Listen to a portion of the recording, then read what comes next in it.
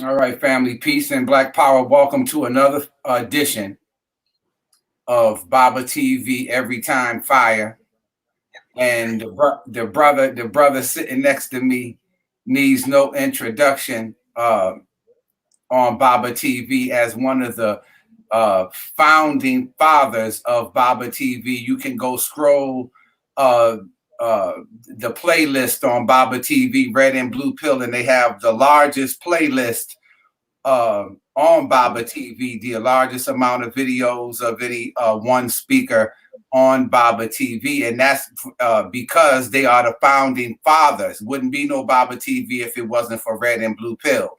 And those videos date back to the inception of my channel and will remain right where they are. With that being said, how's the family, Blue Pill? How you doing, brother? I mean, with a introduction like that, you got to give me a minute. I got to recalibrate myself. But everyone is good. Thankfully, you know what I'm saying, because at the same time, I'm mindful of a lot of people who are going through losses and who do have to reset and recalibrate. You know what I'm saying? How people are even grieving has to change these days because things are going so fast.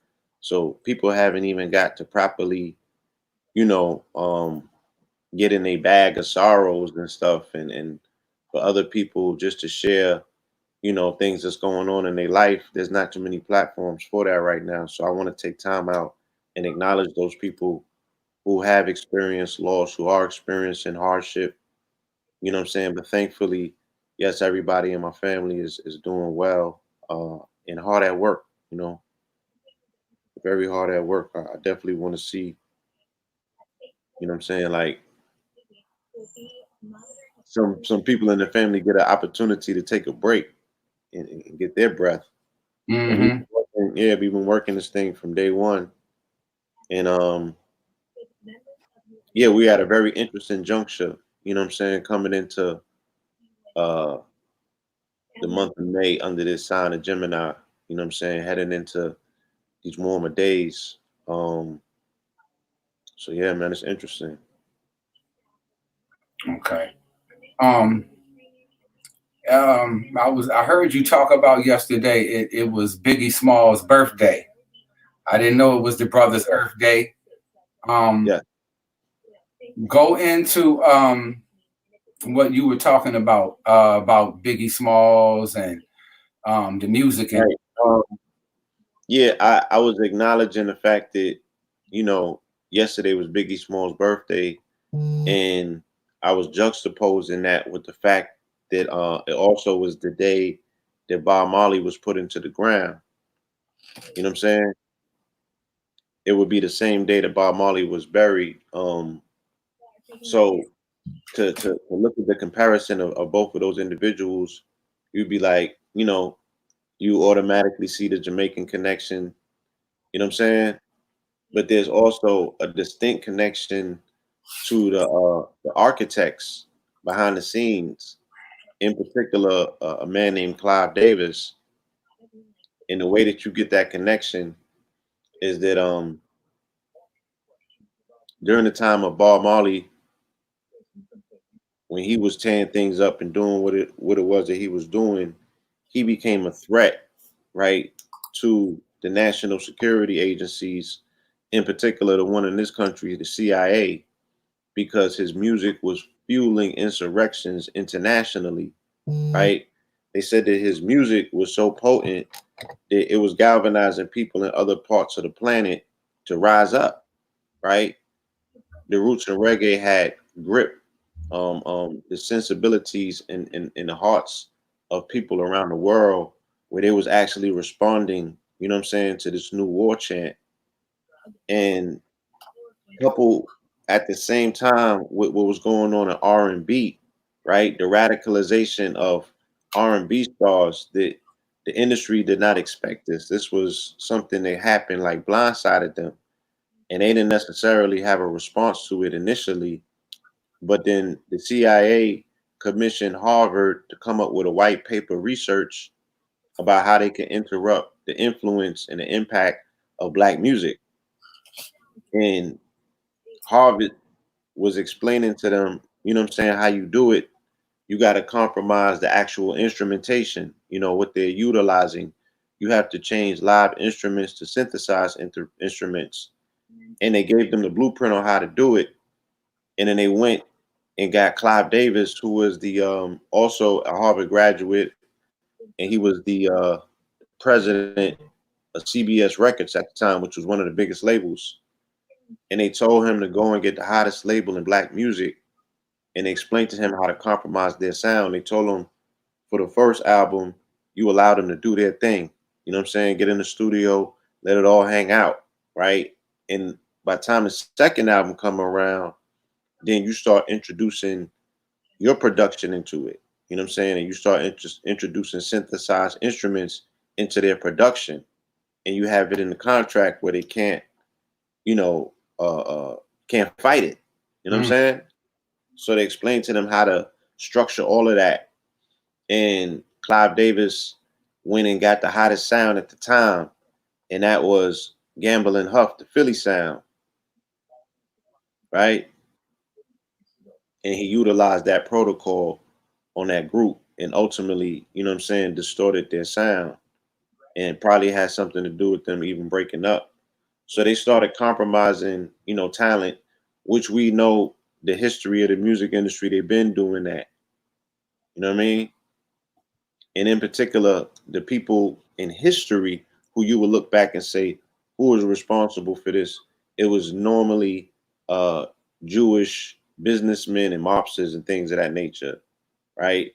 And then the Italian mob got involved, and they were shaking down artists, and you know what I'm saying, doing all sorts of weird stuff with people's contracts. Um, so you fast forward to Bob Marley's situation. He was surrounded by Harvard or by CIA Harvard operatives. His manager, Chris Blackwell, they said was CIA and a Harvard graduate or alumni. Siega at the time, who was running for the government position, right? He was also Harvard and CIA. And Siega played a very integral part because Siega was responsible for unleashing the shower posse, right? More so on mainland, on the mainland US, but even in the UK. When I went to the UK, they told me that, you know, the gunplay wasn't like what it was, and people was not used to, you know, seeing barrage of automatics and all of that until the shower posse came in, and everybody had to pick pistols up to defend themselves. That's the same thing that I was told when I was a youth living in Flatbush. When the old heads was telling me about, you know, when things got out of control. And then as I grew, you know, grew older and heard more and more stories, it was the same thing that they was telling me everywhere, right? So you got to understand that there was certain aspects of that that somewhat infiltrated, you know, they wasn't necessarily what you would call rosters though, even though they had, you know what I'm saying, dreads or what have you. A lot of them was Roman Catholics, you know, and they had grown up under that particular political murderous regime that these different politicians in Jamaica was creating. You know what I'm saying? And they was creating, they was controlling, because Jamaica became a port for coke at the time, and just all of that stuff that goes into the underbelly of how they do their dirt. You know what I'm saying? And that dirt is mainly run by the CIA. So the gun smuggling, the coke smuggling, you know what I'm saying? And then they actually sent them over here, and they brought crack cocaine before crack cocaine was in LA with Ricky Ross, right? They was like Vivian Blake and then was in the Bronx making it snow. This was in the early 80s. Mm. So there was a lot of, like I'm saying, all of this instability is taking place, and they are attempting to get Bob Marley out of the way, because the thing that they said that they feared the most, the intelligence agencies, is a scheduled tour that he had in 1980. He was supposed to go on tour with Stevie Wonder, and they said that if they were successful in radicalizing Stevie Wonder, there's nothing that they would be able to do to hold back the tide of people converting to radicalism and consciousness, Mm. right? Because the potency they knew of the type of music that Stevie Wonder was able to make, he was safe as long as he was jolly. But if he got sad and angry and he made music from that place, they knew that they would have a problem on their hands. They knew that he would convert way too many people over with those sentiments, right? Gauging what they were looking at, what Marvin Gaye was able to do. You know what I'm saying? Gauging what they was looking at, what James Brown was able to do. Gauging what they was looking at, what Sam Cooke was able to do. Right? Gauging what they was able to look at, what Jimi Hendrix was. These are the people who they considered threatening, right? Just based on the frequencies and the music that they was making, right? So they neutralized Bob Marley, right? And then what happens immediately in Jamaica? Yellow Man come, right, with the Slack movement, and then from that comes dancehall. Roots and reggae gets pushed out, and we know the story. You know what I'm saying? The rest is history. You feel me? But at the same time that that's going on, the priming now in the US and the States is taking place for the introduction of hip hop, right? And as is recognized, as the story is told, it's accredited, specifically to Kool Herc, a brother of Jamaican descent, right? And then you get Biggie Smalls that comes later on down the narrative and the storyline, you know, and that brother's of Jamaican descent. You know what I'm saying? But with the potency of what he brought to the game and his ability, to use his cadence and his tonality, right? And he rhymes and he talks almost like the preachers do, right? That monotone, that monotonous, that delivery, right? That shit can literally hypnotize people. Hence the fact that you know what I'm saying. The brother got a song called "Hypnotize," so he's able to entrain people, with his flow and his delivery and his cadence. And it is my observation that I'm like, shit, look at society. Society still lives in his dream. The things that he came talking about and the way that he spoke about them, he terraformed society, and that's the world that we live in right now. And it's out of control because it has devolved into crass consumerism, you know what I'm saying? And capitalism, hyper capitalism, where he just created an entire consumer class. It became all about the Benjamins. It became, what I'm saying, money over everything, you know what I'm saying, and money anything and all of that, you know what I mean? All of that frequency and that energy representing more so a six-pointed energy as opposed to a five-pointed energy. The five-pointed energy is what they pushed out in order for, the shiny suit era to totally be what it was in New York. They had to get rid of Wu-Tang. They had to get rid of consciousness, the 5%. Anybody talking about anything pertaining to, mind and intellect, it went all body, it went all materialism, right? And I was there at the Summer Jam when that shit took place, where the Hot 97 had to make a decision whether they was gonna fuck with Wu-Tang or whether they was gonna fuck with Puff, because they was taking shots at one another on stage. And Puff was like, look, I'll pull all of my songs, right? And advertisement. And they was like, you know what? We're gonna stop playing Wu-Tang. And that's how that shit happened, right? It was a decision that was made in the office, and it affected culture. And there was no deterrent to the 30 year barrage of soundtracks for materialism.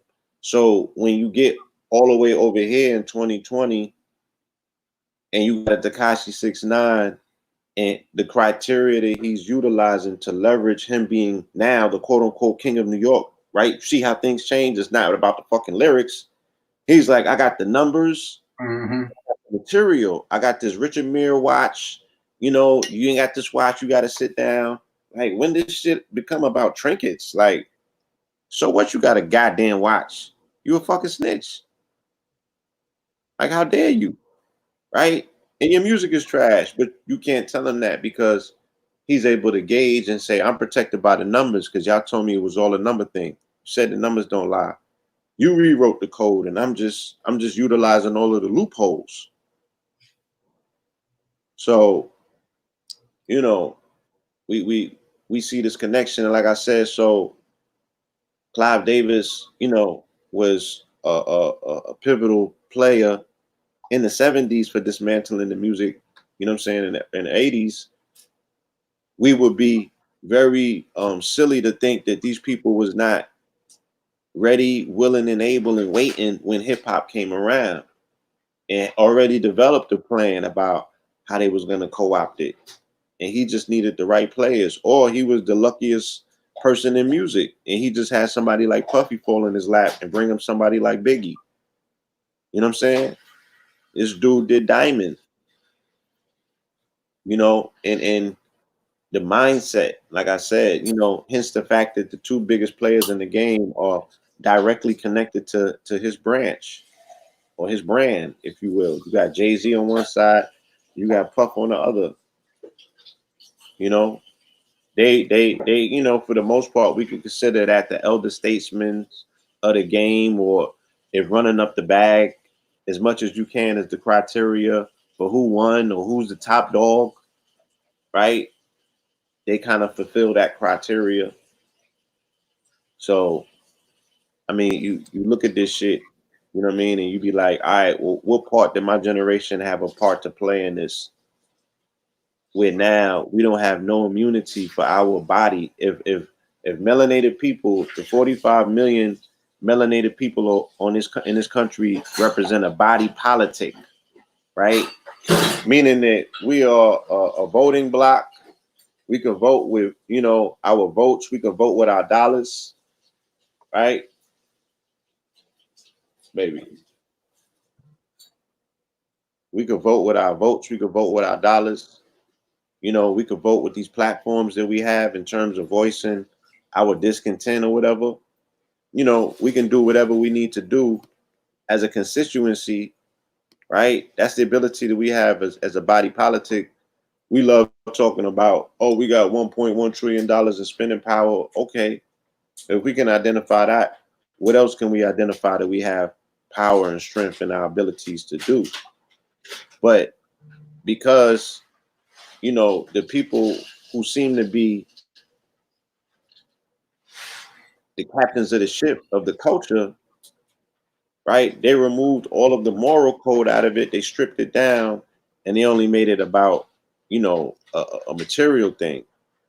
So now we here, and that body don't have no immunity towards anything else. When real shit is happening in the world, you know, we can't even seem to muster up a solution or do anything as a collective in terms of the wider network and the wider community of we all come together for some foolishness, but when it's some real shit, they're like, "Oh, you on your own." Mm-hmm. You feel me? But a nigga got a album to drop, and or a nigga going live. Everybody got to be in the room and shit. But you can't pull them same people. You feel me? Towards doing nothing collectively, and these artists and entertainers have access allegedly to their own platforms. If you could just get on Instagram and go live and connect with the people, like niggas have no excuse, right? Yeah. So and it's like, yeah, like I've been in the proximity of Clive Davis. I ain't just talking about somebody that I'm looking at from afar. I've been as close to this motherfucker like as right next to him in the elevator, right? These are some very awkward individuals in terms of their energy, especially if they sense that you're not one of them or part of that bullshit, you know? And, you know, I said you could just, we could just look at where things have particularly progressed during that time of when that brand of music became the dominant music in our society. Now, yeah, it's wonderful to party and bullshit too. You feel me? But it doesn't qualify the other end of the spectrum, which is okay, that the music had a revolutionary, you know what I'm saying, militant call to action type of representation in it. What happened to that shit? Mm-hmm. You know? It Blue Pill can't, was saying yeah. yesterday about how Jay-Z and stuff was they were trying to because they had fell into so much of that they were now trying to put out albums to try to put out the balance, to bring the balance so that they would have that in their catalog. They just weren't one way with it. You know what happened to the consciousness in it. So Jay-Z now came out with a, as you said, a consciousness record. I break that down a little bit. Yeah, you know, there's a necessity for them to balance their catalog out, or even balance their scales out, because you know, still coming up in hip hop, you know, everybody still wanted to, in some degree, yo, I want to rhyme like Common every now and then. You know what I'm saying? I want to say some shit that makes sense. I want to get into my knowledge bag, but you know, they didn't initially figure out how to make it commercial. Even though, you know, I think Black Dot, he made a good point last night on Professor Griff's album Listening Party, when he said, look, PE was the first group to go diamond. You know what I'm saying? So it ain't like Consciousness did. Tribe Called Quest did numbers. You feel me? De La Soul out the gate did gold. You know, so, and there was others. It's not like you, and two of the top selling artists in the game right now are considered quote unquote conscious artists, and that being Kendrick Lamar and J. Cole. So, and shit, the Roots did numbers. I mean, a lot of people do numbers that still have a particular message and a frequency.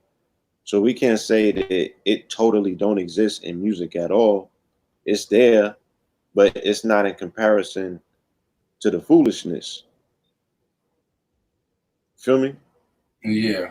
Yeah, because I remember, you know, back in the golden era, um, it was hip hop that woke me up. You know, when I heard Public Enemy, Rakim, and uh, the brothers said, "Well, okay, we're gonna take the energy of James Brown and we're gonna sample a lot of our old heads and the energy that it took James Brown and them when they would make the big payback, and we're gonna bring that energy." And Yeah. so, I mean, that was absolutely phenomenal. Then what happened?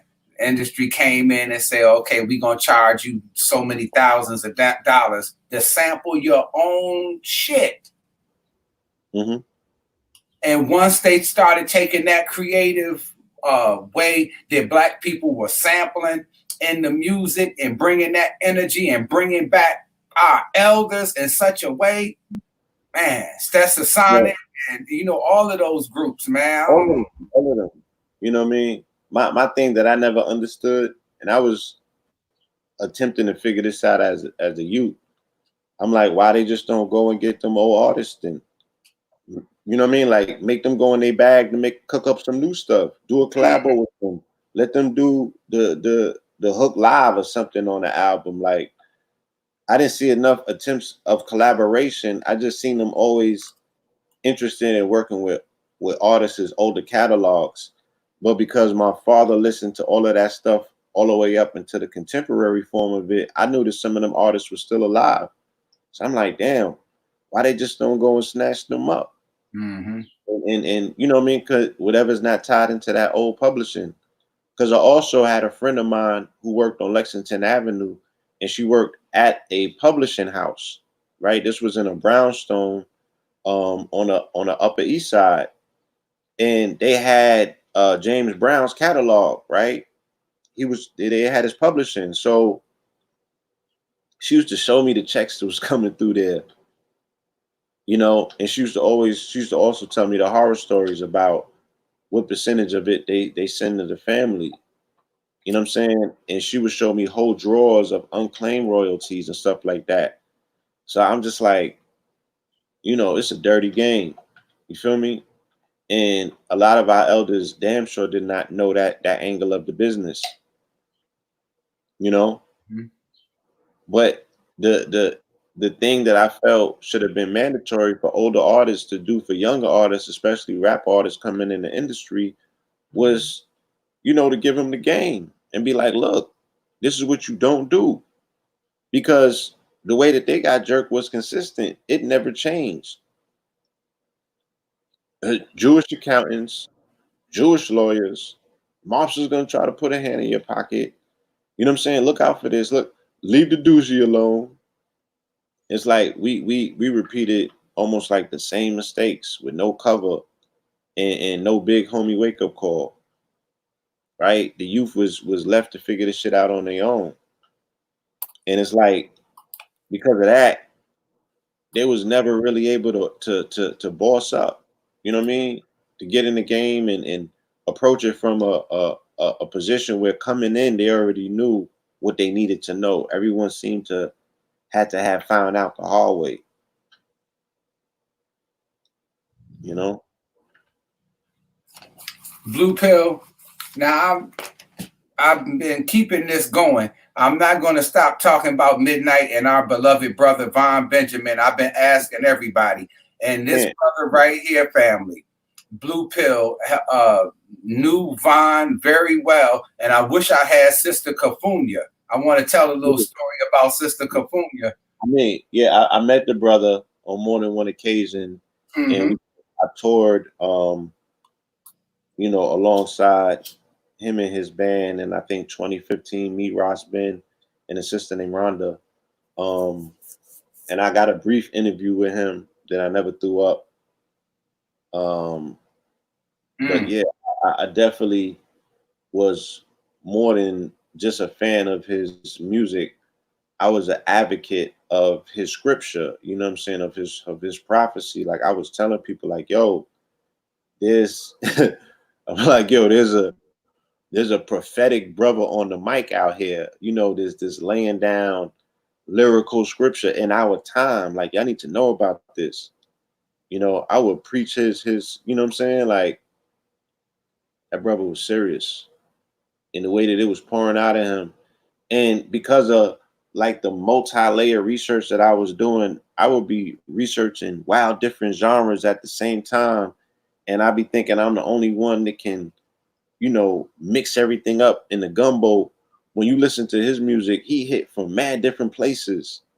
And I'm like, damn, his study, his research, or his open channel to information is extraordinary because the way that he was putting that stuff together, not only combining concepts, but stringing it through lyrics. I'm like, yo.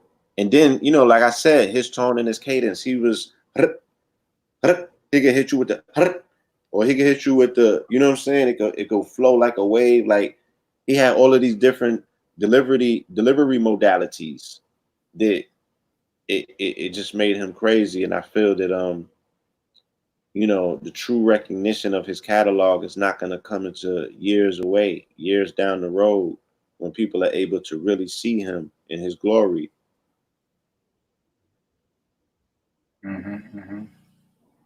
Yeah, I remember the first time I met Sister Kafunya in DC, she was their promoter.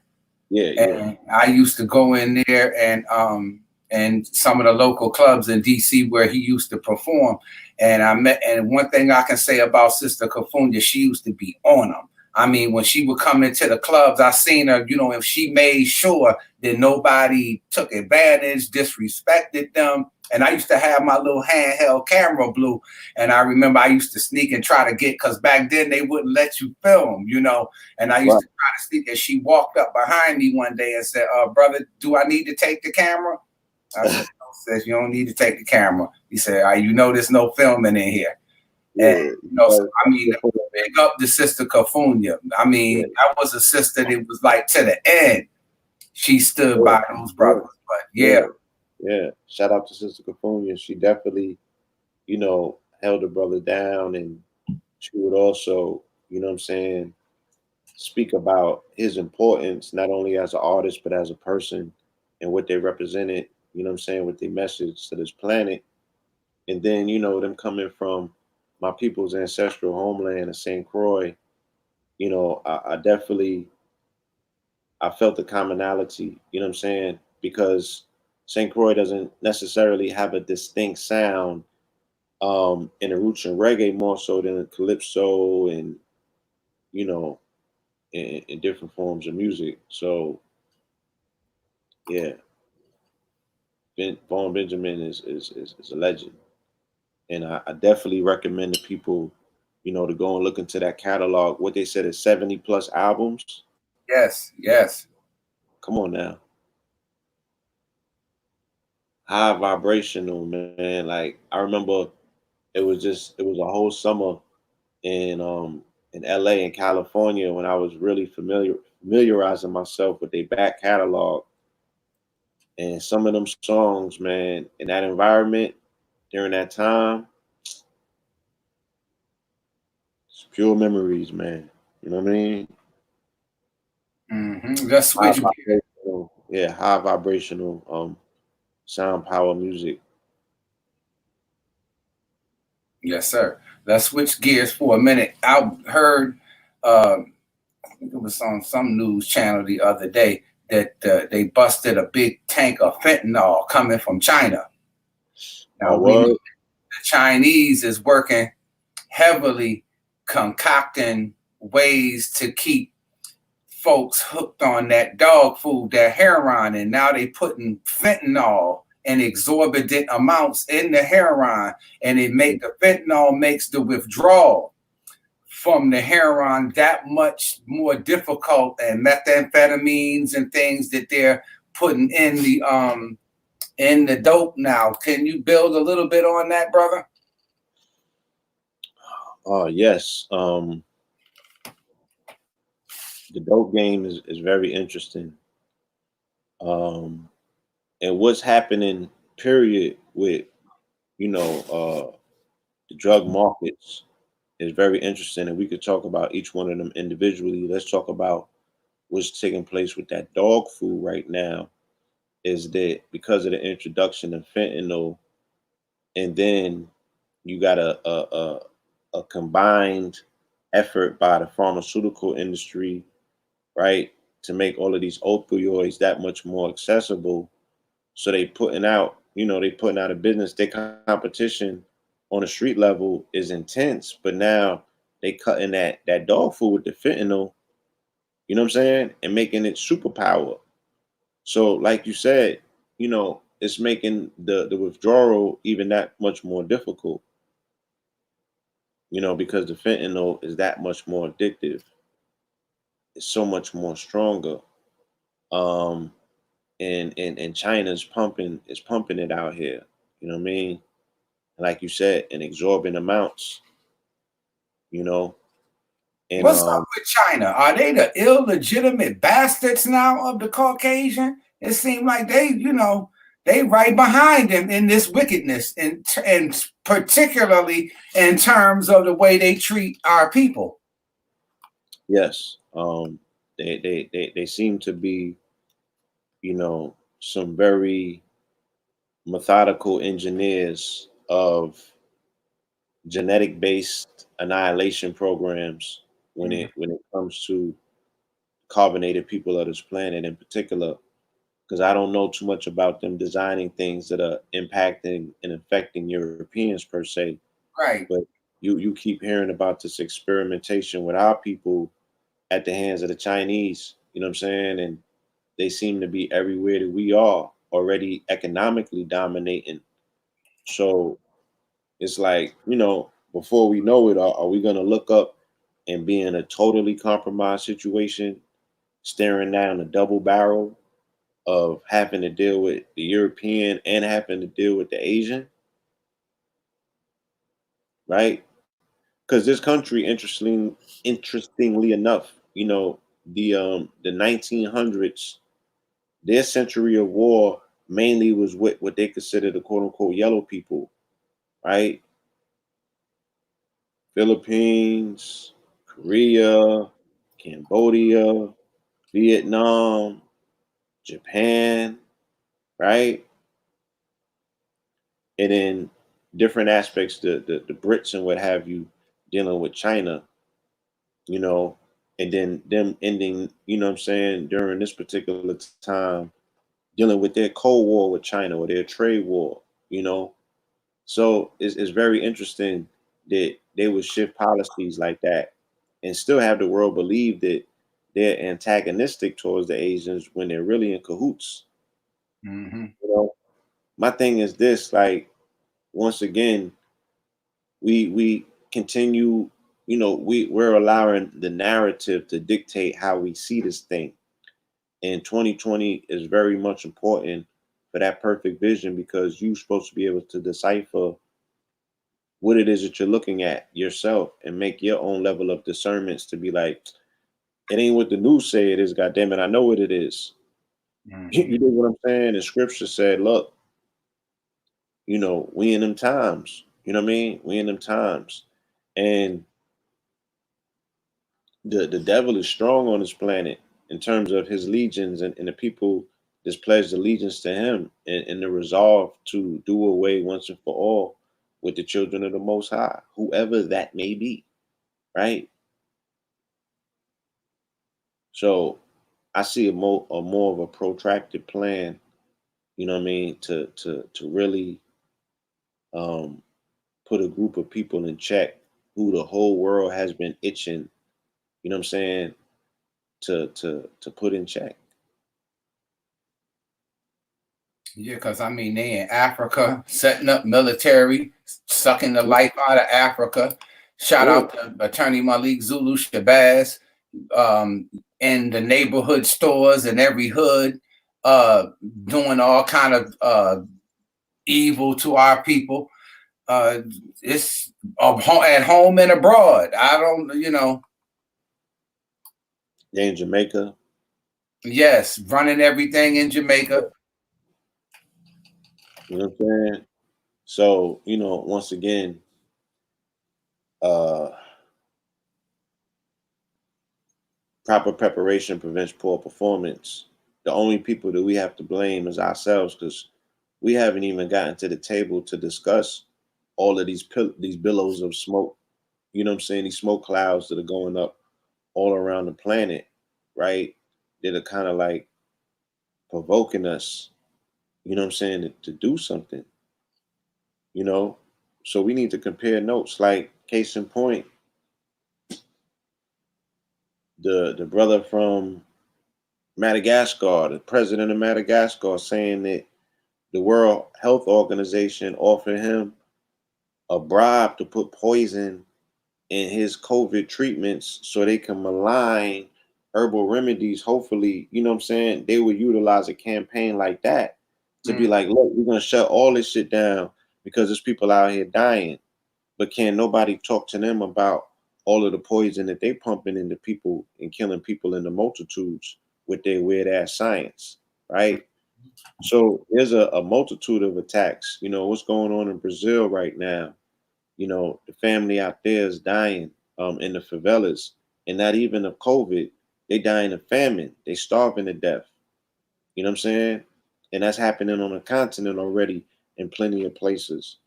So there is a myriad of things that are coming down the pipeline, especially going into this summer, that we need to be mindful of. On the European chat sites, they're talking about something called a boogaloo, right? Where the the Klan and the neo Nazis and the right, the far right, and the rest of the militias and all of them, they saying, look, this is the summer that we get it done. So they're pushing to edge a race war in this country and a civil war simultaneously. You feel me? There's a lot of things that are taking place that we're not mindful of, nor are we coming to the table and sharing notes, right? We still the community that shares rumors and shit like that, but we not sharing notes about what we need to do to be in front of this thing, or even have a mind for it to know what the hell you looking at,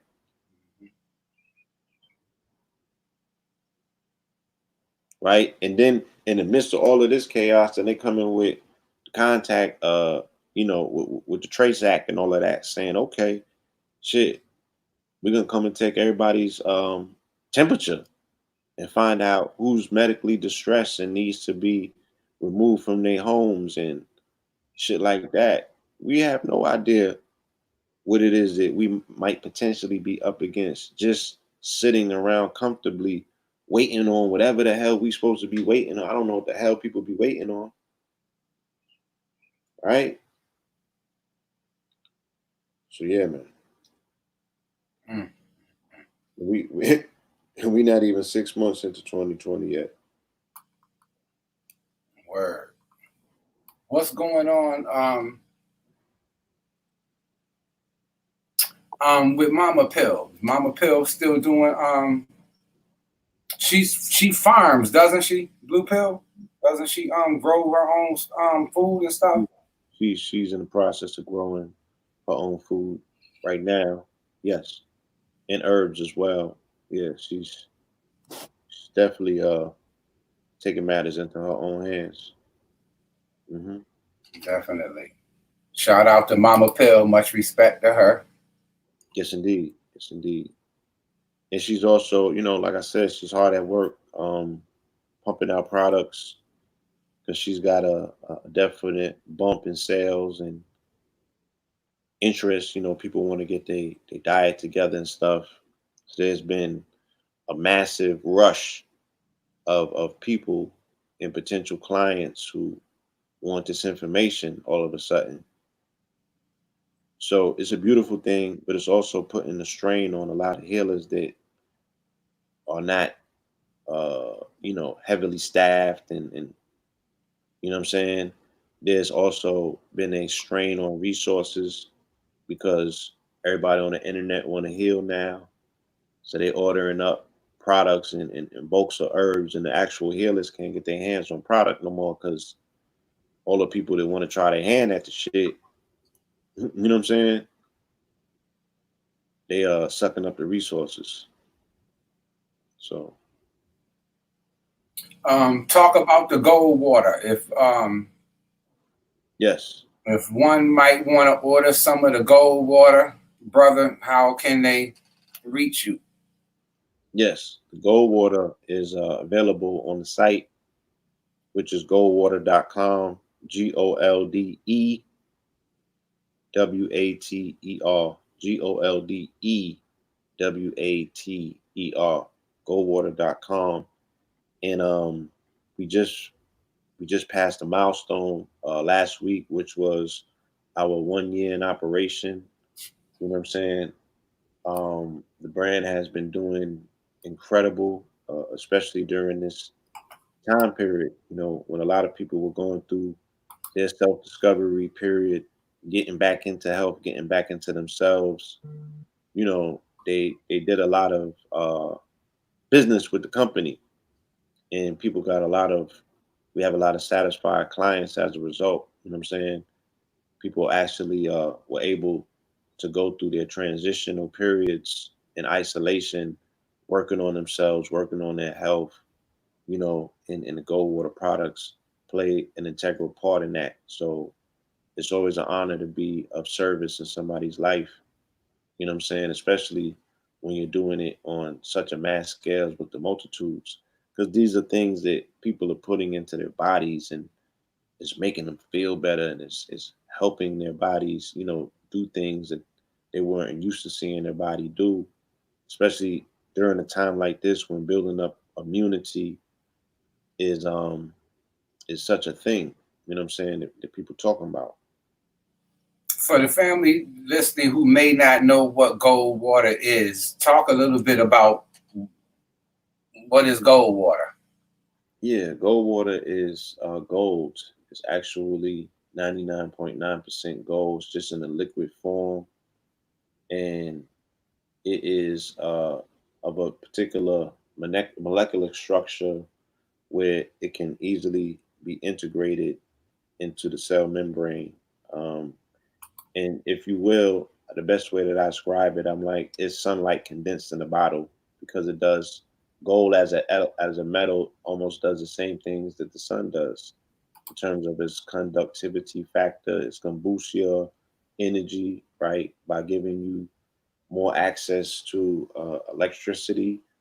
It repairs damaged DNA. It also activates the pineal gland, which helps people not only with a sense of rejuvenation, but it also helps people with lucid dreaming. So there's a lot of people that have not even experienced, the beauty of dreaming. We take that for granted, but there's people that don't dream in color. There's people that don't dream at all. So it's been helping people with that. And one of the most prized attributes that I'm proud of in particular is something that it's not even advertised to do, but people have been telling me this time after time, and I've used it myself and found out that it works. Migraine headaches, right? Because this product is anti-inflammatory, it has been helping people who have been suffering for years with migraine headaches. Now, migraine headaches is a multi-billion-dollar industry that they don't even have any drug on the market that they can conclusively say, yo, this works with a migraine, right? They still have stuff that they be playing with, and it's a multi-billion-dollar industry, but we have a proven product that works, you know? So it's so many things that it does to help bring the body back into balance and regulate all of the different hormonal functions what have been thrown off by the body being over chemicalized. So the goal is to mineralize the body so we can offset the over chemicalization of the body. And then we'll start seeing the body do a myriad of things that we didn't even know the body can do, right?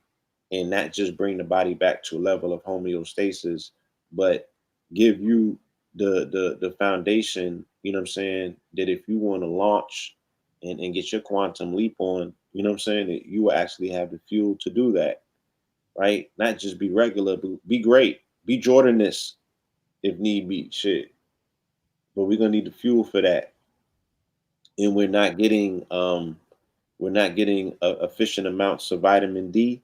And now science is trying to tell us that there's gonna be a solar minimum this year, right? Which means that people are going to have even less access to vitamin D at a time in which people need it more so now than ever.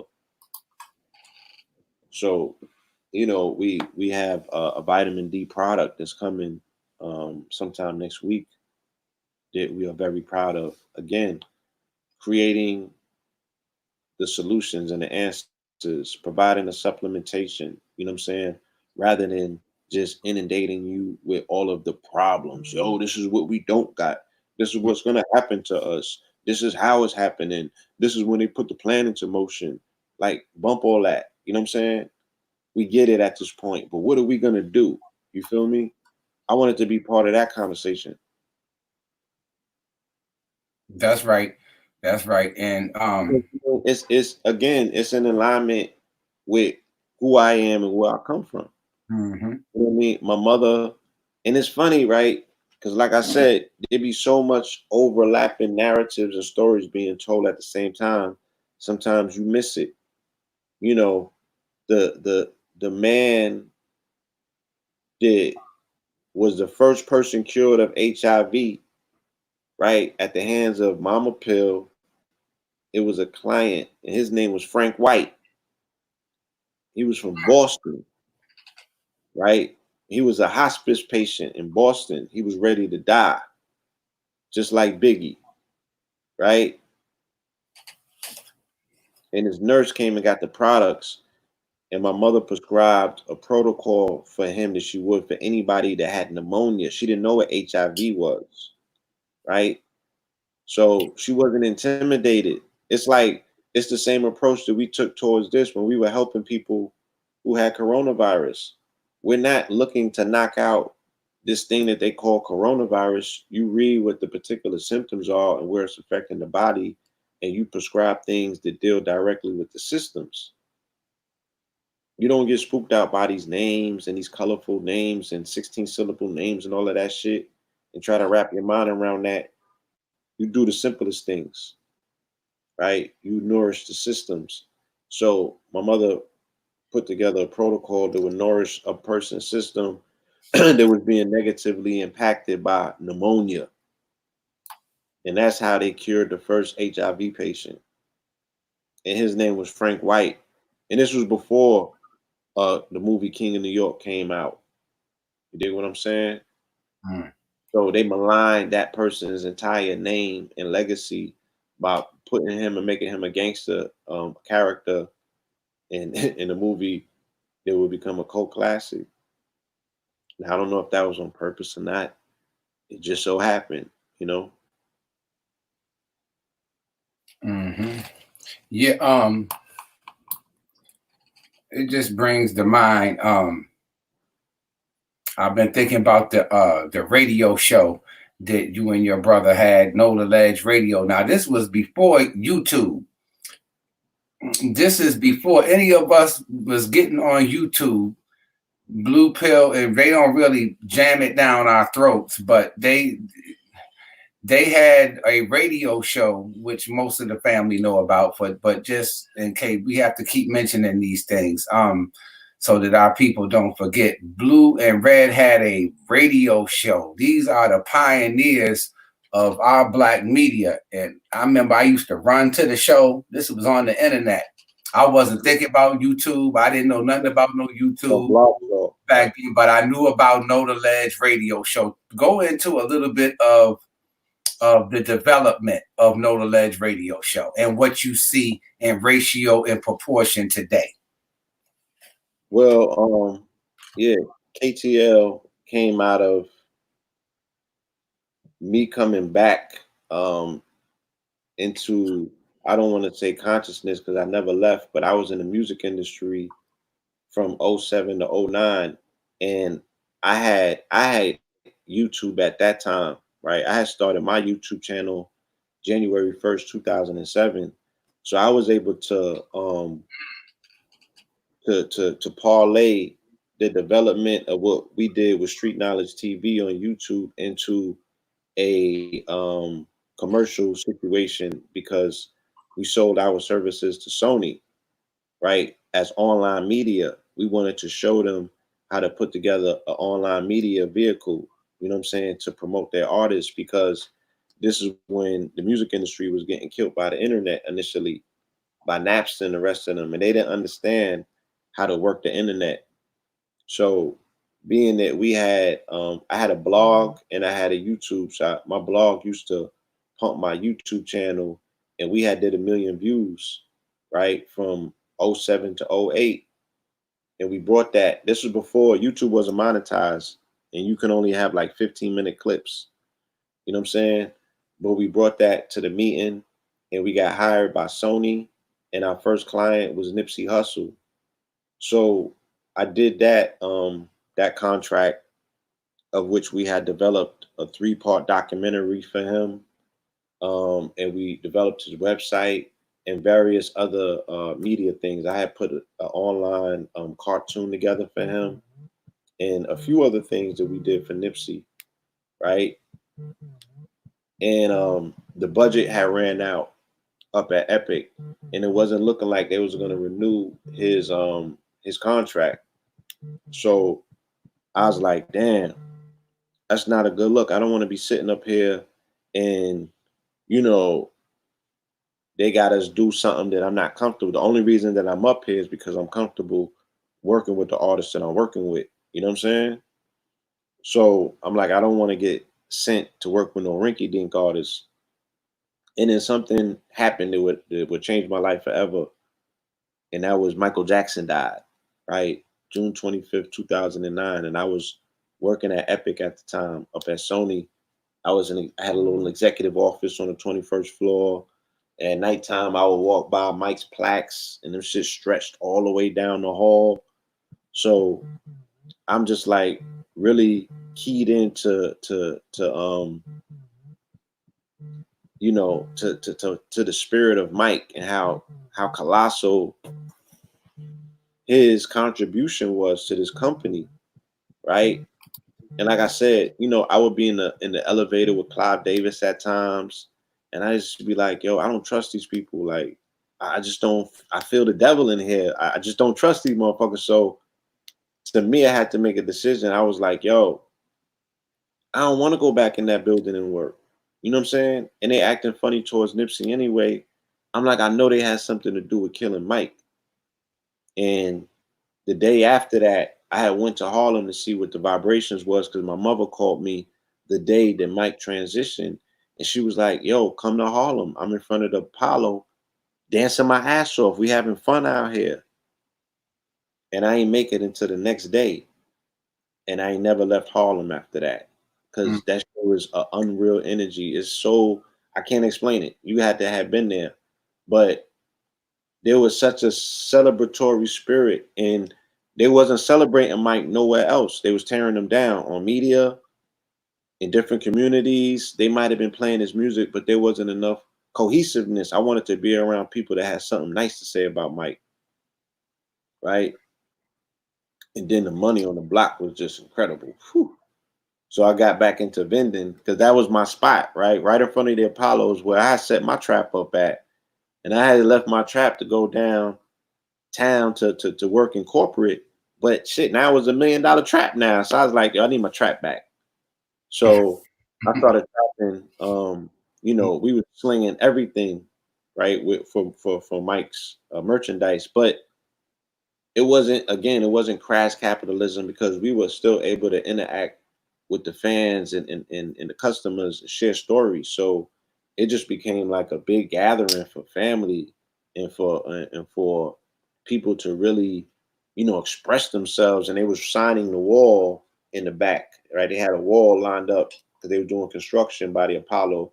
So it was like a wall of fame. And, you know, we was just caretaking and curating out there, just making sure that everything flows smoothly. And that's when the cameras came out. You know what I mean? We had flip cams.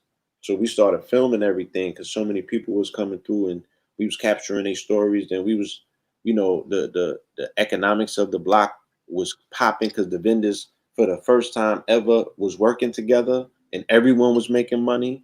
So now people was just, they was joyous. They had something to talk about. So we had them cameras out, and that's how I know the ledge started. And I showed my brother how to upload videos to YouTube, and then Red showed Sinetta how to do it, and then the rest is history because that's where Sinetta TV got born from. But we was like, yo, let's go and do radio because Abundance Child was on the radio first, and she interviewed us. She brought us over to do an interview, and Nikki Love, shout out to Nikki Love because Nikki Love was on there with Ankh, right? And Nikki Thank you, Love, sir. yeah, Nikki Love and Ankh brought me in to do an interview, right? And then I got brought in by Abundance Child to interview Sabi, right? Because Sabi was coming to town through King Simon on our birthday, November 14th, 2009. So I hadn't spoken to Sabi up until that point for a few years, right? We had been out of contact. So they called me to interview Sabi, right? And I interviewed him October 22nd, 2009. I remember that day because I had came back to New York from out of town. I had just got the final formula piece for Seven Heaven CMOS. I got it from Atlanta from KT. Shout out to KT. And I ran back up to New York. I did the interview, and I debuted the Seven Heaven CMOS at the lecture, November 14th, 2009. That was the first place the Polite ever did a lecture in public, right? He opened up for Sabi. Dr. J opened up for Sabi. You know what I'm saying? Shout out to King Simon. That was a historical event. So fast forward to January, right, of the next year, 2010, we started Know the Ledge Radio on Blog Talk. The first episode was January 8th to pay homage to Noble Drew Ali. And the second episode, I think we did, it was either Aton Edwards or KT. And then maybe the next episode after that, we started doing Sabi. And that became, I wanted to create an outlet to share the conversations that I was having with my friends and my family who all happened to be notable figures at that time or members of the lecture circuit. So I had a personal relationship at this time with somebody like a Phil Valentine where I'm speaking to him on the phone on a regular and we dropping bombs. I'm like, shit, this needs to be, we can share some of this with the world. I want to, rather than me going on a block trying to re-explain this shit, I'm like, let's use this vehicle. Let's use the radio. I'm already a journalist. I know how to interview and ask questions, but I never had the opportunity to do it on a medium like a radio.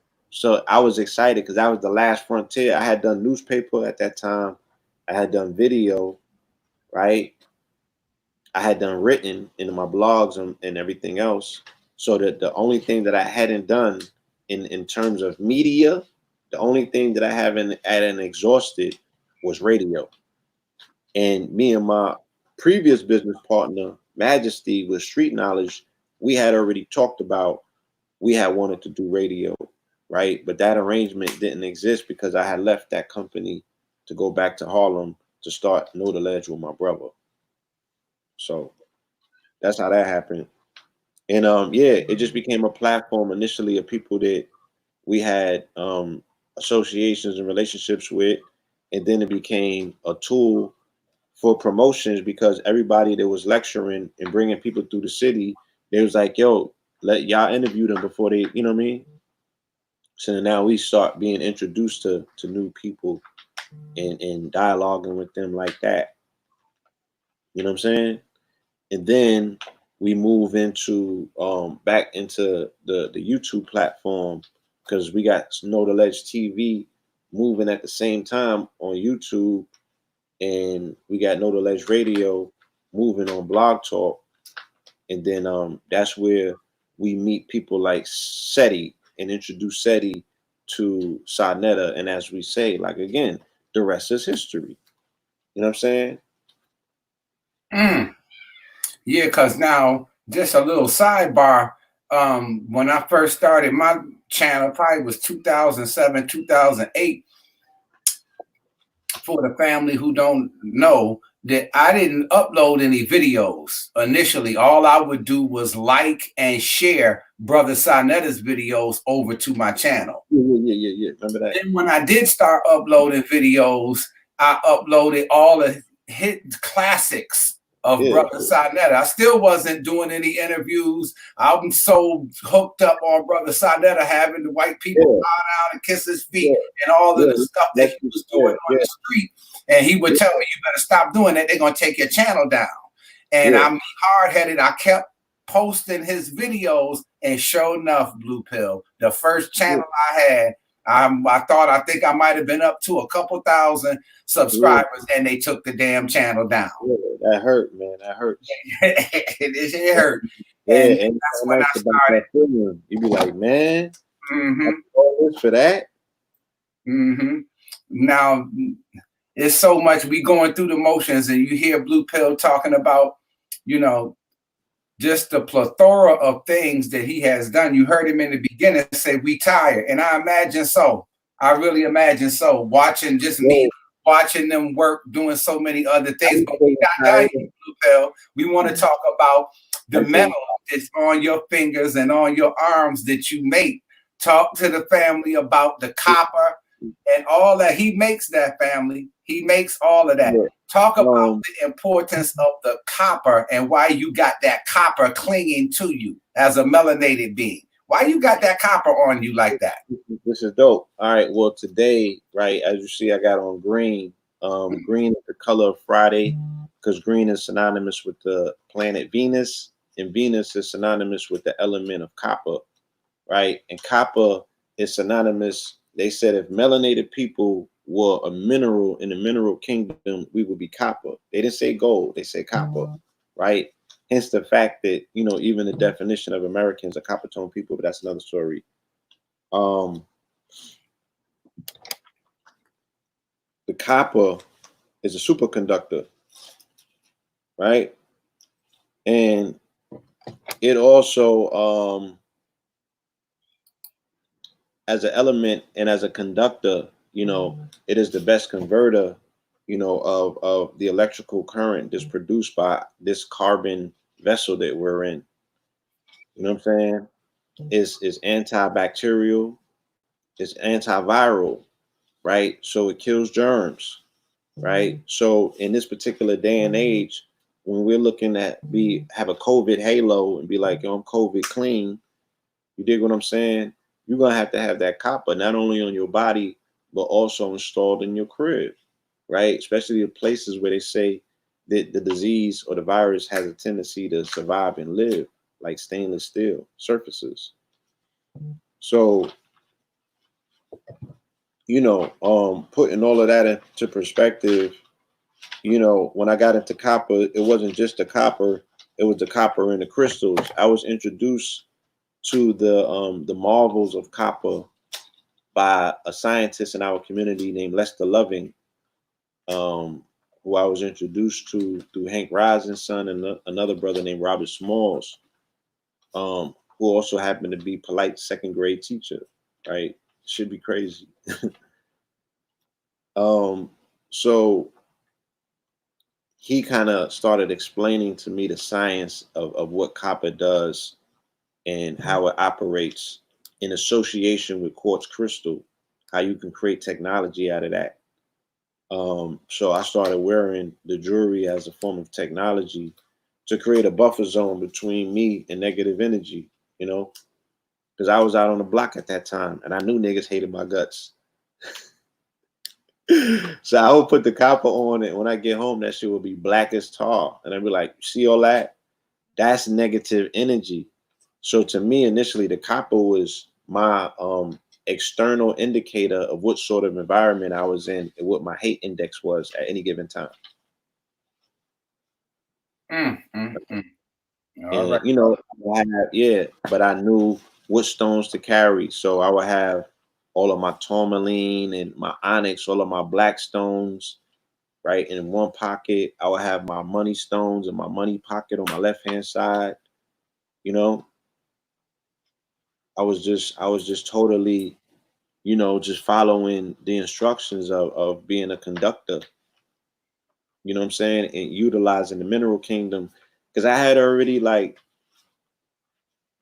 I had been I've been a tool of the mineral kingdom for a long time. You know what I'm saying? And I feel that it was really based on me working with CMOS. Once I started really working with CMOS, like CMOS really started changing my life and directing me to do things that was more mineral based. Like just work with things that was strictly about the mineral kingdom and do things to edify the mineral kingdom. You know what I'm saying? And jewelry and these different stones and all of that stuff, that's all just an extension of that beautification of these things that are actually tools. You know, these are actually instruments. You feel me? Like all of these stones have functions. Like none of them are just for fashion, just for fashion. They all have functionality. All of the metals have functionality. You know what I'm saying? It's all a science to it.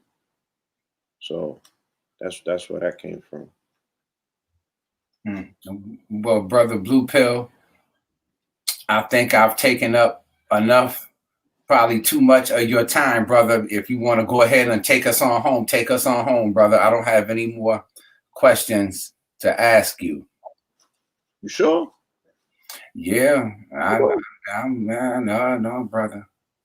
I don't force it out my head. If that's it, when the spirit tells me that's it, that's it. I don't force it. Not for you. And that's exactly how it's supposed to be. You know what I mean? You have to be able, like I said, to know that voice. You know, be able to identify it and discern because it'll tell you, you know, what you need to know. It'll tell you when enough is enough. It'll tell you when you need to get up and go. You know, and it's going to be important at this time, family, to do any and everything that you can to get in contact with that voice. You're going to need that voice. You're going to need that guidance. You're going to need eyes that are outside of your body to tell you what's coming, you know, what you need to do and how you need to move because, you know, it's just it's very unpredictable, you know what I'm saying, right about now.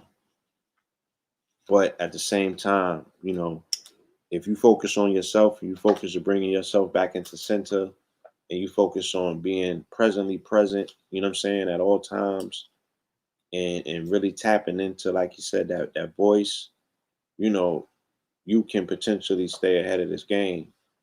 But if you sitting there and you waiting and you expecting somebody else to hand you the keys to your kingdom, or they're gonna point you in the right direction to where the goddamn you know, where the jackpot is at, you feel me? That ain't I don't think that that's in alignment with what we're looking at, right? These people are aligning themselves up to direct people into camps, you know what I'm saying, into more control. into less freedoms. You feel me? So we got some decisions that we need to make. You know, we need to sober up about certain things, about, you know, collectively, what do we want? You know what I mean? What do we want as a people? Where do we see ourselves in 10 years? What does it look like? And what is it going to take to get there? And whatever that determination is, whatever comes out of that inquiry, those are the things that you should be moving on and building towards right now, right? Where you see yourself in 5 years, shit, where you see yourself next year, right? It's going to be a different world next year. How you going to navigate it? You know what I'm saying? They're going to use technology to as the cheese to get the mouse out the hole, right? Do you have it not to participate in these people's systems? People keep talking about Babylon and all of that shit. I'm like, the focus is participating in Babylon in a big way, right? How is it gonna fall with you in the way all the time?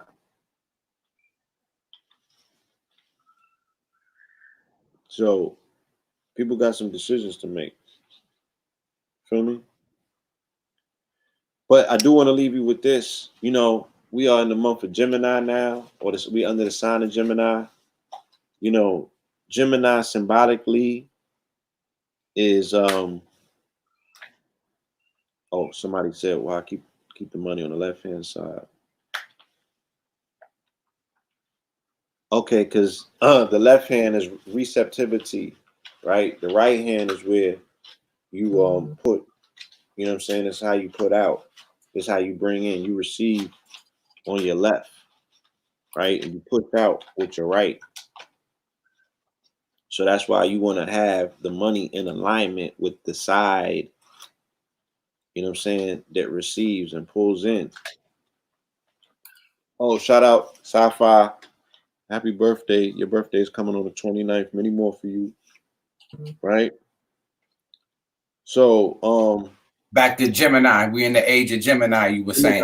Gemini is synonymous with the lungs, right? This is the make it or break it sign right here, because it coincides with the element of air, right? In the body parts of the lung. And also it's the sign of the mind, of the mental. So now in particular is when we have to really reinforce our meditations, breathing, right? Deep breathing. Like, people have to really understand the science of breathing, right? You have to manipulate reality at this particular point, because this is the testing point. This under this sign is either going to make or break this country as they move into Cancer, into this country's birth sign, right? And melanated people's, the sign of their destiny in this particular country is under that sign of Cancer. So there's so many things that are coming to a juncture point, you know, in these next few weeks and months. You know what I'm saying? The summer solstice is going to be met with a solar eclipse. These are profound times and signs, you know what I'm saying, of things to come. So the family has to really focus on their breathing, quality of air, right? Keeping your mind cure, you know, like, protect your mind. Don't saturate your mind with negativity in these next 30 days. Keep your mind clear. Meditate, visualize yourself. Like I said, what is it going to look like next year? If you need to be somewhere, right, where you don't look, my niggas, do not think that sitting in your crib, right, waiting on a solution is not going to put you in a position where you like sitting ducks when they come knocking on doors wanting to put needles in people's arms. If you don't want to wait around for that, then you need to start making plans about where you can possibly go, and you need to get ready to get there, right? Because don't think that you're going to be sitting up there with rhetoric, and your rhetoric is going to talk somebody out of putting a goddamn needle in your arm. Feel me? Yeah, and Trump is a Gemini, and it's a telling time for him right now. You know, the weirdest part of this shit is that the country's trajectory and the people in the country's trajectory is directly connected and correlated to Trump's trajectory, right? It's the weirdest shit. But this is the dangers, you know what I'm saying, of having somebody that's the leader or considered leadership of this particular country at this time, right? This person got the keys to everybody's house, you know, and he astrologically he's going through some things in his chart, but it's really going to impact him in the month in the under the sign of Gemini. You know what I'm saying? I think he's gonna have a mental breakdown. You know, if we not have already seen one, it's gonna be painfully obvious. How do you remove him though? How do you get him out of the way? How do you tell him to sit down? Right? Even if they vote him out of office, how the hell they gonna remove him? Feel me? So like I said, it's mad stuff going on. Keep your eyes peeled, stay focused, but most importantly, take time for yourself, focus on yourself, strengthen your family. All right, be aware. Be aware of your surroundings. All right, be aware what your body is saying to you. You know, and that's it. All right, family. Blue Pill, thank you very much, my brother. I'm gonna see you soon. I'll be coming back to New York soon. The weather done broke now, so I'm ready. I've been ready 5 months ago to get back down there, but you know, I wasn't able to do it. But I'm ready to come this summer, and hopefully I'll be able to have Red on here next. You know, catch up with Brother Red and have Red bless Baba TV, his channel, the channel, like I said, family, the channel that he helped largely and his brother build. I didn't do it myself. You're only as good, Red Pill said, as the people on your channel. So those of us who don't speak all the time and rely on others to speak on our channels need not forget that. With that being said, thank you. Shout out to KT, the Arch Degree. Yes, Shout yes, indeed. out to Mama Pill one more time. Absolutely. And Blue Pill, thank you, brother. We out.